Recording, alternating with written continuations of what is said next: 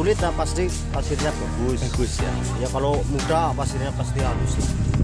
Kalau corona malah proyek pada nggak turun, KPBD nggak turun, kita Fisik mau ya. Berarti sempat rugi juga ya gitu. iya berhenti sih nggak tuh kan penjualan lambat ya. Penggusuran kalau kemungkinan sekitar 2 tahun mungkin Sudah. Winong sudah nggak ada.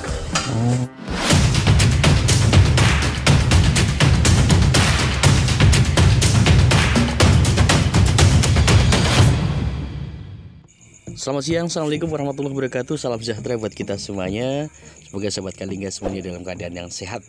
Oke, jumpa kembali dengan channelnya Kalingga Cilacap. Kali ini kita akan ajak sahabat Kalingga untuk melihat dari dekat bagaimana masyarakat yang menggantungkan nasibnya dengan mencari pasir di muara Sungai Serayu ya, dan kemudian dibawa ke Dipo Winong, di mana Dipo Winong ini menjadi salah satu dipo yang kurang lebih ada 10-12 tahun dipo ini berdiri, sehingga bisa memasok kebutuhan pasir-pasir yang dibutuhkan untuk pembangunan yang ada di Cilacap.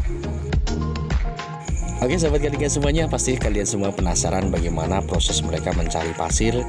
Apakah harus menyelam, apakah harus bagaimana. Kita hanya bisa melihat, tahu-tahu pesen pasir sudah sampai di depan rumah kita ya. Dan kita belum tahu apakah bagaimana proses mereka di dalam rangka mendapatkannya. Kita bisa tanya langsung ya. Oke. Kasih kan itu ya. Serayu tuh ya. Gus jero nggak ayam ini awan. Kedalaman berapa? Hah? Kedalamannya? Apa kudu silem sampai silem? Wah, kudu silem. Oke kayak gini. Ayo ya. Ayo segini Pak.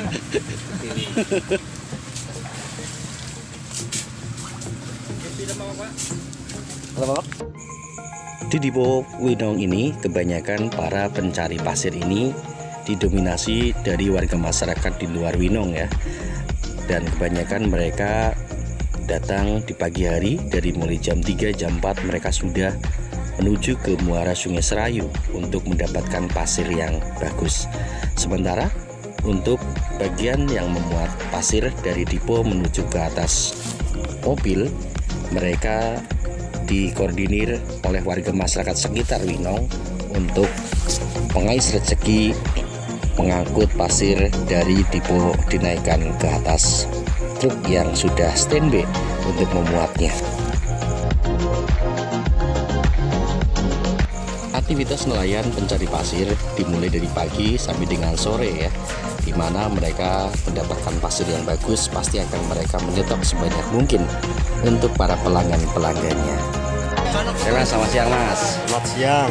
Mas, ini nanya-nanya, ini udah berapa rit mencari pasir? Udah dapat 10 perahu lah. 10 perahu. Iya. Satu perahu bisa sampai berapa kubik? Kalau satu perahunya ini 3 kubik. 3 kubik. Iya. Berangkat jam berapa Mas dari rumah? Habis subuh Habis subuh berangkat. Ya jam 5 setengah 6 lah. setengah 6. Iya. Satu perahu berapa orang? Saya 4 orang.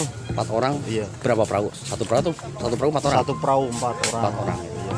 Radius Plus. pencarian, radius pencarian Ya radius Lokasinya? pencarian lokasi di Muara Serayu. Muara Serayu. Iya.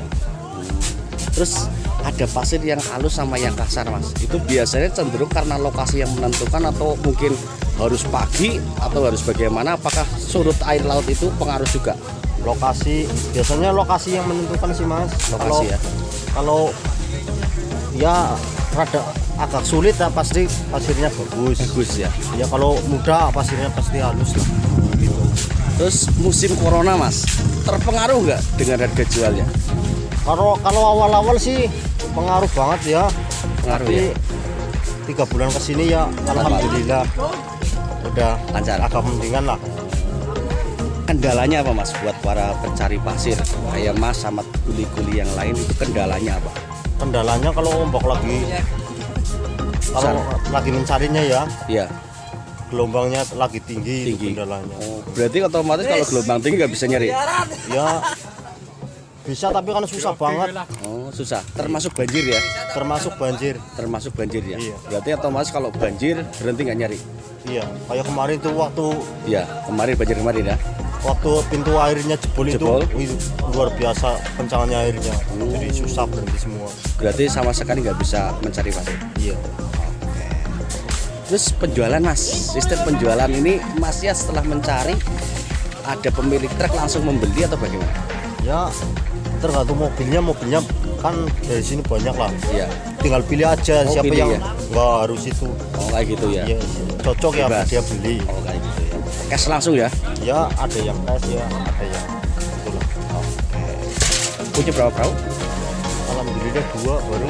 Baru ya. Berarti ada rencana nambah. Ya. Insya Allah lah. Amin. Makasih ya Mas ya. Ya, Sukses selalu. amin. Dengan menggunakan 2 perahu dalam satu hari, Pak Kijut bisa mengumpulkan kurang lebih 10 perahu. Masing-masing perahu bermuatan kurang lebih 2,5 kubik. Saat curah hujan tinggi menjadikan kendala buat para penambang pasir untuk bisa mencari pasir dikarenakan kondisi muara Serayu dengan arus yang sangat besar dan kencang membahayakan buat para mereka. Dan juga di saat arus gelombang tinggi dari laut itu juga akan menyulitkan bagi para mereka, sehingga mereka akan memparkirkan perahu-perahunya dan beristirahat di rumah, tidak bisa mencari pasir di muara Sungai Serayu. Pak, mohon informasi Pak buat sahabat Kalingga Cilacap. Ini di depo Bapak sendiri ya? Iya. Sudah berapa tahun Pak menggeluti pencari pasir? Saya menggeluti dunia pasir sudah dari 2014. 2014. Punya berapa perahu Pak? Alhamdulillah punya 2 perahu ini. 2 perahu. Ini sudah berapa perahu yang sandar dibongkar? Ya ini sudah mau selesai sih. Dua-duanya sudah mendarat semua. Mendarat semua ya? Iya. Oh iya Pak, untuk mendapatkan pasir yang bagus itu kan harusnya kasar. Iya. Itu biasanya pengaruhnya apa Pak? Apakah arus air ataukah bagaimana Pak? Ya harus air pengaruh karena Pengaruh ya? iya karena kita menggunakan mesin juga kalau nggak kuat otomatis kan mundur ibaratnya kan begitu iya. Iya. Berarti kalau banjir otomatis nggak bisa nyari ya Pak ya? Kalau banjir nggak bisa kayak bisa. waktu kemarin waktu Banjir hujan besar ya? deras ya nggak bisa nyari. Iya. Terus Pak, semasa awal-awal corona terpengaruh nggak penjualan pasir? Waduh awal-awal corona malah proyek pada nggak turun, KPBD nggak turun. Nah, kita Musik mau, ya? Berarti sempat berhenti juga ya gitu? Iya berhenti sih nggak cuma kan penjualan lambat. Lambat ya? Iya. Oke, matur suwun Pak. Semoga sukses selalu pangkalannya nggih. Iya, terima kasih. Oke. Sobat Kalingga, bagaimana perjalanan Dipo ini dibuat dan kapan mulai berjalan dan bagaimana ke depan setelah 40% Dipo yang ada di sekelilingnya sudah dikuasai oleh PLTU. Simak bersama Kang Budiman. Selamat siang. Pak Budi, di sini banyak sekali pengusaha Dipo pasir Pak Budi. Pak Budi bisa ceritakan Pak, awal mula Pak Budi membuat suatu depo itu dimulai dari tahun berapa sehingga Winong menjadikan sentral penghasil pasir sebagai alternatif para pengusaha truk untuk bisa mengambil pasir ke sini. Jadi awalnya memang dulu ini sini kan masih pekarangan lah ya. Pekarangan ya. Pekarangan terus berhubungan ada perahu, terus saya coba mengundang mobil untuk menawarkan barang lah awalnya. Awalnya. Iya. Berarti dulu sudah ada pencari pasir di sini. Dulu orangnya menambang kirimnya nggak ke sini ke Kemuntab. Kemuntab. Iya. Itu maksudnya daerah Sugian ya. Sugian. Iya kalau di Pulau Selarang ya kan sini. Iya. Kalau sana bukan Selarang tapi kan Kemuntab. Kemuntab. Namanya. Tahun berapa Pak Budi memulai dari membuka depo untuk wilayah di Winong? Kalau perkiraan sekitar 10 tahunan sih. 10 tahunan ya. Tahun. Ada kendala nggak di dalam memasarkan depo? Karena kalau misalkan depo-depo baru itu kan pasti cenderung kalau pemilik truk akan melihat hasilnya, hasil pasirnya. Itu untuk meyakinkan para pemilik truk yang dilakukan Pak Budi itu apa? Kalau kendala itu masalah penjualan ya sebenarnya sih sangat mudah. Perubahan kalau dulu kan sebelumnya promosi ngasih fee. Ngasih fee. Iya ke supir biar kalau dulu kan nggak nggak ada HP. Iya, belum ada HP ya.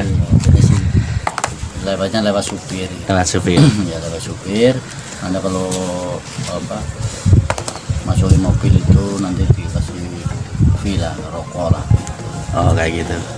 Terus rata-rata Pak Budi, ini depo ini milik perorangan orang lokal sini atau milik siapa Pak? Kalau depo itu kalau tanahnya memang itu di tanah pengairan. Pengairan.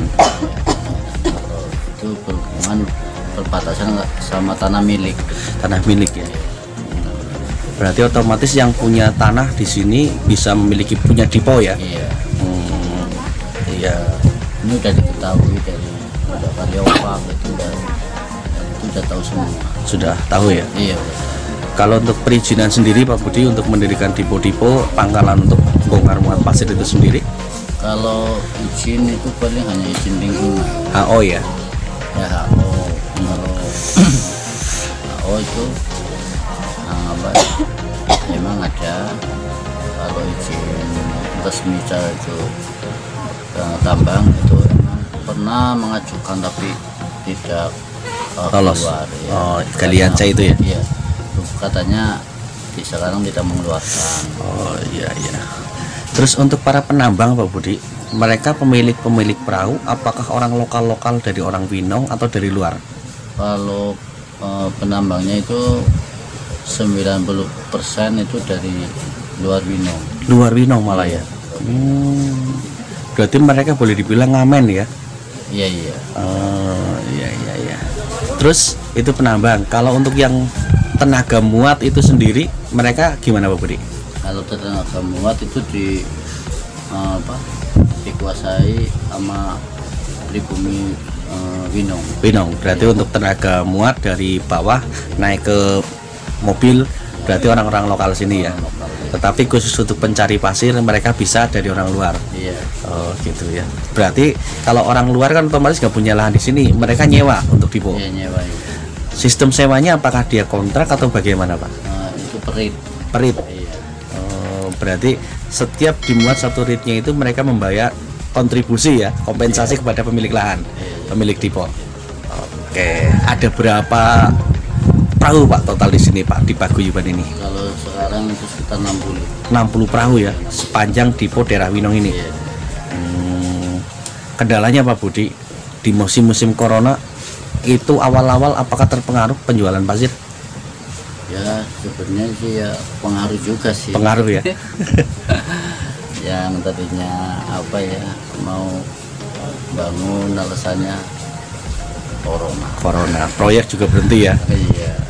Tapi sekarang kesini setelah terlewatan itu sedikit membaik penjualan atau bagaimana? Kalau masalah penjualan itu tergantung barang sih. Tergantung kalau barangnya bagus ya insya Allah ya dikejar ya. iya kejar. Sekarang kan udah musim canggih. Iya.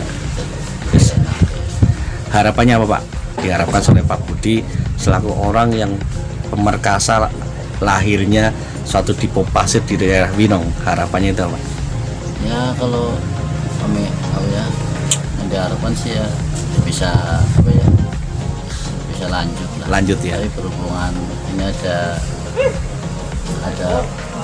penggusuran ya, mungkin sekitar 2 tahun mungkin Sudah. Winong sudah nggak ada. Prediksinya 2 tahun lagi depo Winong nggak ada ya? Ya misalnya Winong udah 40% lah kalau nggak salah udah dibeli sama PLTU. Berarti mau nggak mau kalau posisi depo Winong nggak ada harus pindah untuk mencari pasirnya. Iya, Deponya. Depo kan udah 50% dibeli sama PLTU. Oh, lokasinya ya. Sekarang tinggal 50%. Oke, nggih. Semoga nanti dapat pengganti ya Pak ya. Amin, amin. Amin. Sukses juga buat warga masyarakat yang kesehariannya menggantungkan hidup di Sungai Serayu dengan mencari pasir. Nggih, matur suwun Pak Budi.